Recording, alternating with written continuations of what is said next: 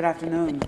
I'm Carolyn Mahoney, president here at Lincoln University, and I'm delighted to welcome you to From the President's Desk. This is the program you will recall where we bring you information and updates on activities and events here at Lincoln University. I have three guests with me today that I'm excited about, very excited about, because they are with our cooperative extension program. And instead of my sort of introducing them to you, I'd like actually to have each of them introduce themselves and tell you just a little bit about what they do here at Lincoln University and in the community. So first, why don't you go first, Mr. Channer? Okay, I'm Bob Channer, and my association with Lincoln goes back to about 1988 when I became a student here at Lincoln University. I graduated in 1991 with a bachelor's degree in agriculture, and then went on and graduated with a master's degree in political science in 1996.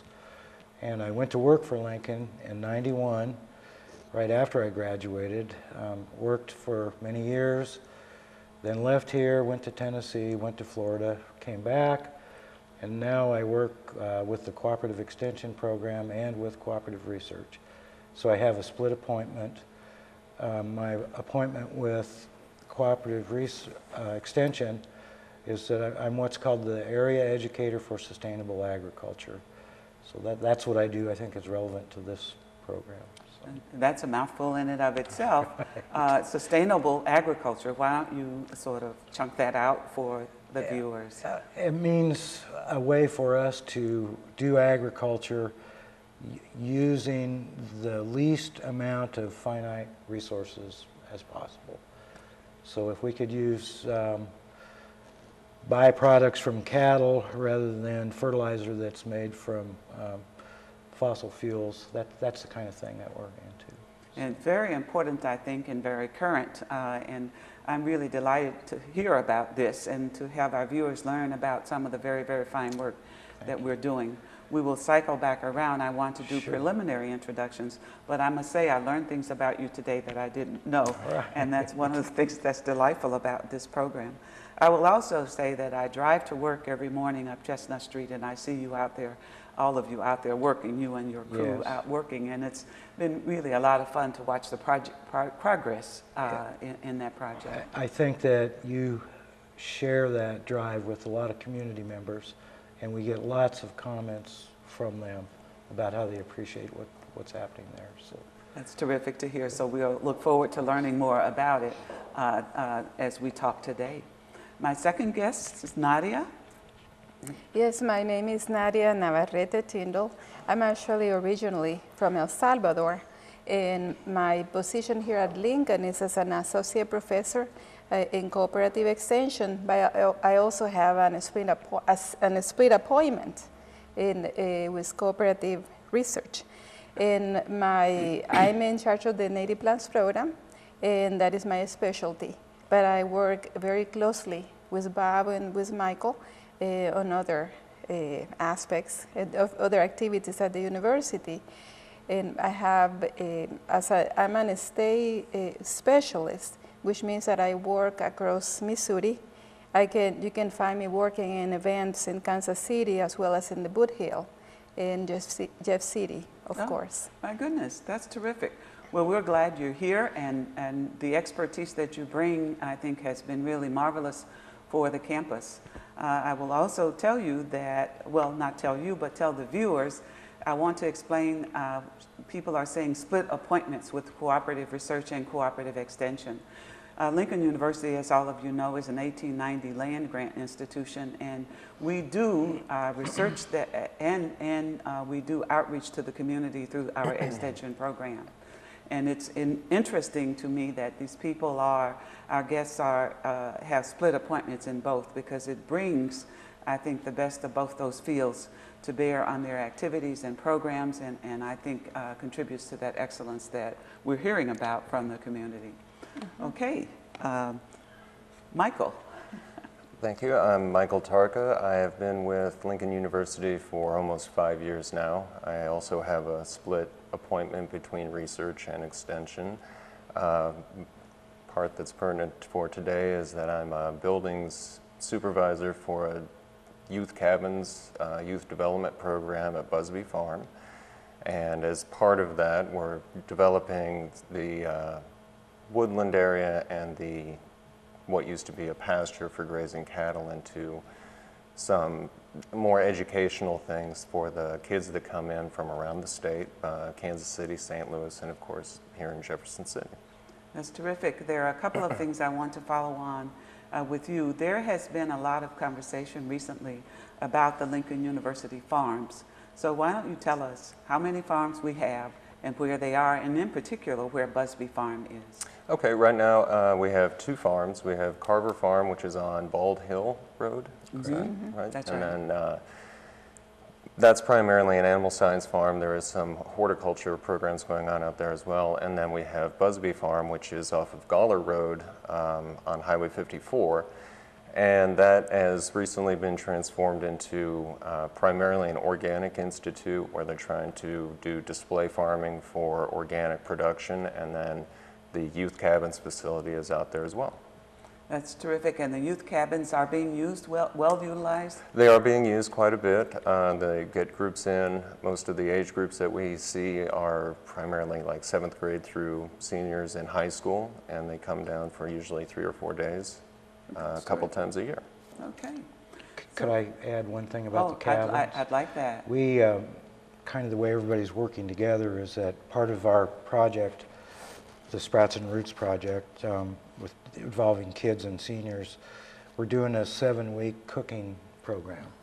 So we have a person that comes in once a week, teaches healthy cooking to kids, and we go out to the cabins and use the kitchen out there to do this cooking class. So that facility is a really valuable resource for all of us. That's terrific to hear. That's really great to hear. You segued very nicely into one of the questions I have. And so tell me about these youth programs, various youth programs. Any of you chime in to help us understand some of the work we do with youth around the state, not just here in mid-Missouri. Right. I can't really speak a lot about what happens away from mid-Missouri, but what we do here is we wrote a research project. Actually, it was called an integrated project. It was funded by NIFA, National Institute for Food and Agriculture. And it's a little bit unusual in that it was a cooperative effort between research and extension. Normally those projects just come from one branch or whatever. But the purpose of this was to look at the impact of gardening on elderly folks and on kids, okay? So if you look at gardening as kind of therapy, how does that impact them? So that's the Sprouts, that ended up being called the Sprouts and Roots program.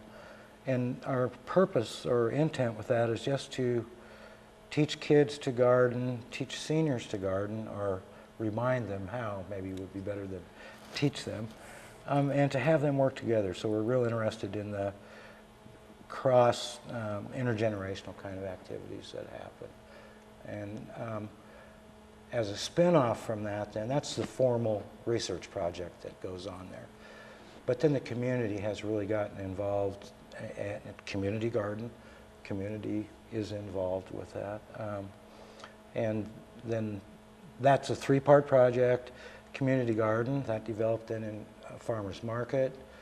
And coming down the pike, we hope shortly, is the processing kitchen, certified kitchen. And in a nutshell, what's supposed to be able to happen is a kid or anybody actually from the community could grow a tomato at the garden, take it to the processing kitchen, turn it into salsa, and then take it to the farmer's market and sell it. That's terrific. Well, it teaches a lot of different things, or entrepreneurship, nurturing something, growing it, that kind of thing, and people working together. So. And the kitchen is not far from being completed now that we have the final approval. I saw that come across my desk recently. And so I'm very excited about all 3 of those things. Right. And there is indeed great enthusiasm out in the community about that. I had the pleasure of being in town to attend one of the farmers markets this past Saturday, and I was delighted. I will just tell you from a personal perspective, I just strolled in one direction and just sort of surveyed everything and decided what I was going to buy, and then worked my way back to my car in the other direction. And I bought lamb chops and string beans and sweet potato pie, and I had the most delightful fresh supper that you can think of, late lunch fresh supper. So I saw people who were also having a great time there. And so talk a little bit about the farmers market. I think first off, it's filling a vacuum in this part of Jefferson City. That you know, our target audience here at Lincoln is, our mission is to serve the underserved folks. You know, and that's what we're trying to gear this for. If I can say this politically correctly somehow, we don't want this to be a place for, not that they're not welcome, but this isn't an entertainment place for upscale things. This is a market that serves our community here, our neighborhood. And I think that probably to me has been the most rewarding part of this, is to see that Lincoln is becoming a neighbor. I mean, we have been a neighbor always, but we're becoming better neighbors. I think that community outreach has grown, really? and you don't need to be shy about saying that, because of course that's one of the things I'm most proud of. We've reached out, and the community has embraced us. They're reaching back, and there are many, many collaborations. And I think this community garden, the farmers market, all of that is part and parcel, a part of what we're trying to accomplish. And so we're really quite proud of it. Well, and it's working. That's right. It absolutely is working. And I'd like to add something for the Sprouts and Roots program. Because besides the three aspects that Bob just mentioned, the reason I'm also involved is because we're trying to find value-added uses for native plants. So during the farmers markets, you see that we pass recipes, how to prepare cookies with persimmon pulp. Everybody that I have talked to that have tried persimmons before, they say, it's been a while that I haven't had a persimmon. And I say, what about a cookie? Many people say, I never had a cookie made of persimmons.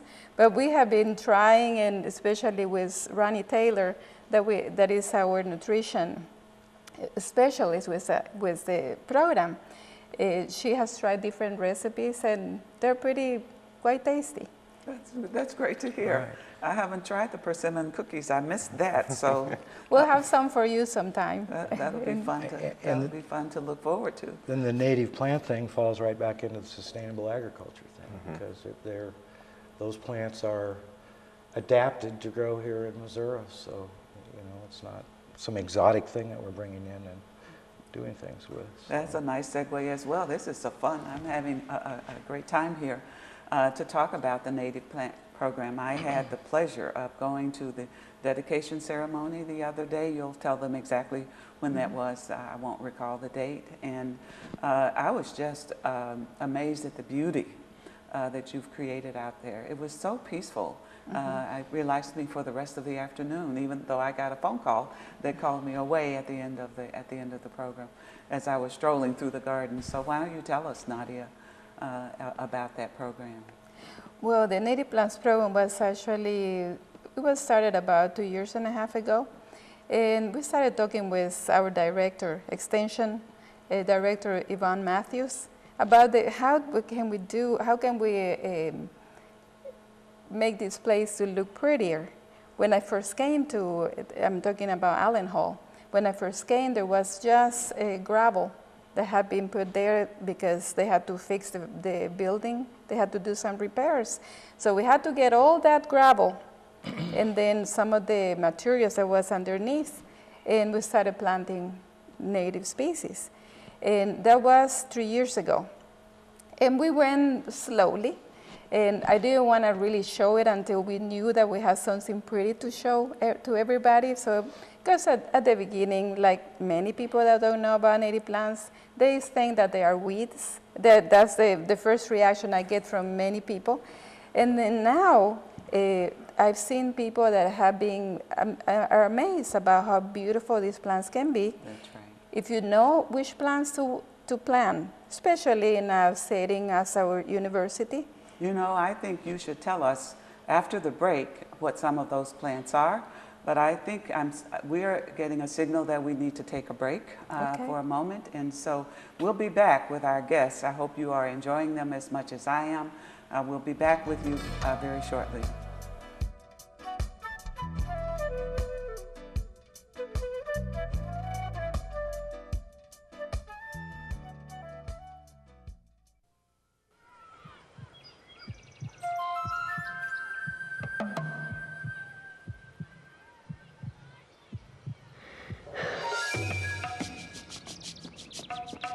We want to see our children succeed, but setting easy goals for our kids creates the toughest obstacle they'll ever face, because succeeding in the real world isn't easy.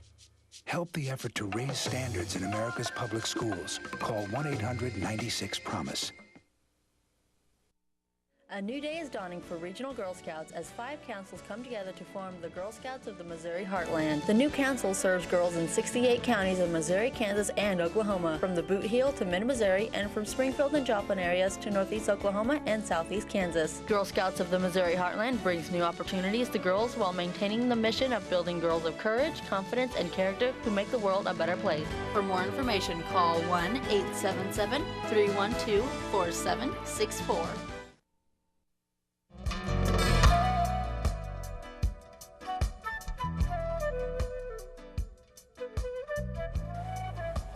Hello again. I'm Carolyn Mahoney, president here at Lincoln University, and I welcome you back to From the President's Desk. I am sitting with 3 lovely guests, Mr. Bob Channer, Mr. Michael Tarka, and Miss Nadia Navarette-Tindal, and we are having a very spirited conversation, an enjoyable one for me, about our native plants program, about the farmers market, about community gardens, and in general about the cooperative extension programs that we have, cooperative research programs that we have here through our 1890 land grant program here at Lincoln University. We were talking with you, Nadia, about the native plants program, and you were telling us it started 2.5 years ago, and we just had the dedication last week. Yeah, it was just this past Thursday. It was a whole full day event. We started about 10 and ended at 4. It was, we were very lucky because it had been very hot, and that particular day was like a rain on and off. So we got people coming, and then suddenly there was nobody. Then another group coming. So it was, and one thing I noticed that there were many people that I never had talked to before. And at the same time, I had people coming that I have met maybe a couple years ago, giving programs across the state. I mentioned it before. And some just introduce themselves again to me, and they say, we had you some time, and this is beautiful, and we'd like to do this in our areas.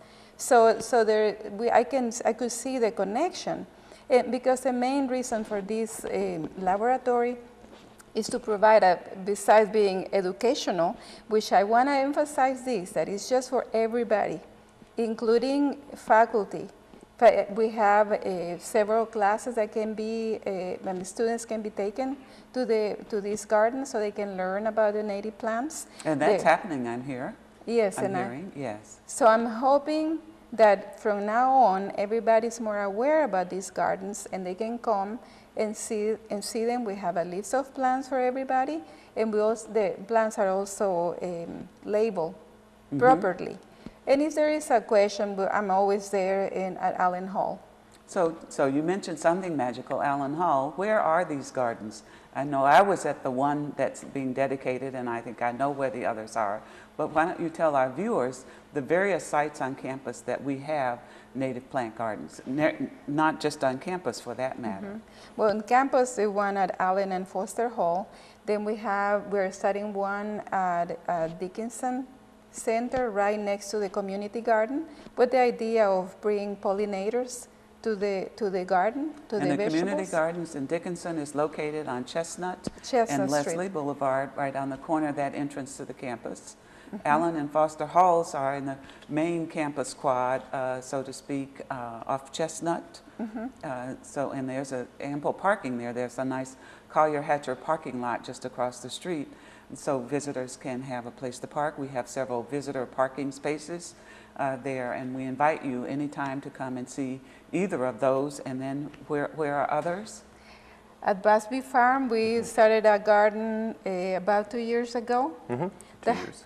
That has been with the highlight for a field day that we have in September. And if I may, on September 24, we're having a field day, and we're gonna be showing off our gardens, and we have other native plantings that Mike can talk briefly about. In addition, there is a more formal, well, formal as a native garden can be, garden right up in the cabins area just next to the parking lot. It's very easy to get to and very easy to walk around. But beyond that, another larger garden that we've developed, Nadia helped me tremendously on, was the native prairie restoration that we're doing out there. The front portion of the cabins was fescue pasture.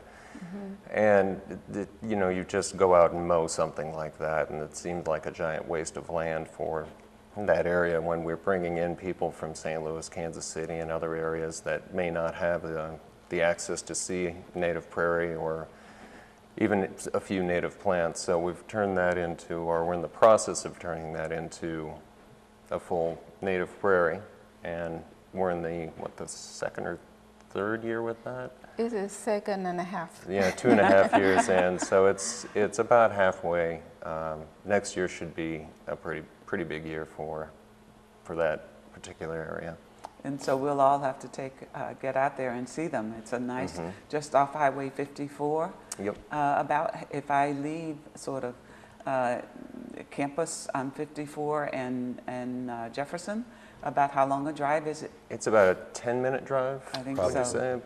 Yeah, it's It's not far. It's south on 54. South on 54. It's about 7 or 8 miles from campus, I believe. So it's a quick drive. Quick drive.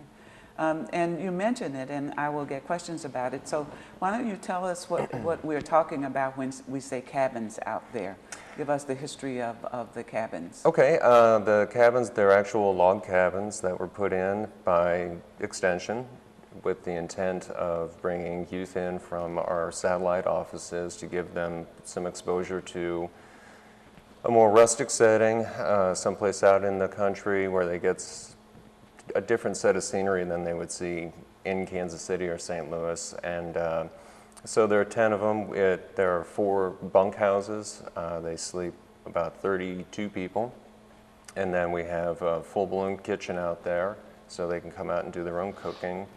Laundry facility if they need to do any laundry while they're out there. And then 3 larger buildings that are basically conference rooms. So they have the ability to break out into smaller groups and do activities as they need to. And so we have youth groups there primarily, I'm given to understand? Primarily it is the youth groups. There are a few other times a year that they're used by adult groups. If, like for the fiber retreat that happens in the spring, there are classes out there on spinning, weaving, felting that they use that facility for also. So it gets used quite a bit. Well, I'm glad that the planting program is expanding to Busby Farm, and look forward to seeing that. These are exciting things. You started, Nadia, a conversation about the animals that the butterflies is what I have in mind, that some of these gardens attract. Why don't you elaborate that a bit? Yeah, there are so many plants that you can plant that will bring butterflies to your garden, and I mean, I can mention a few. That would be terrific. That would be, we actually have one right here, bee balms. Why don't you pick it up so the viewer can see it? Let's see.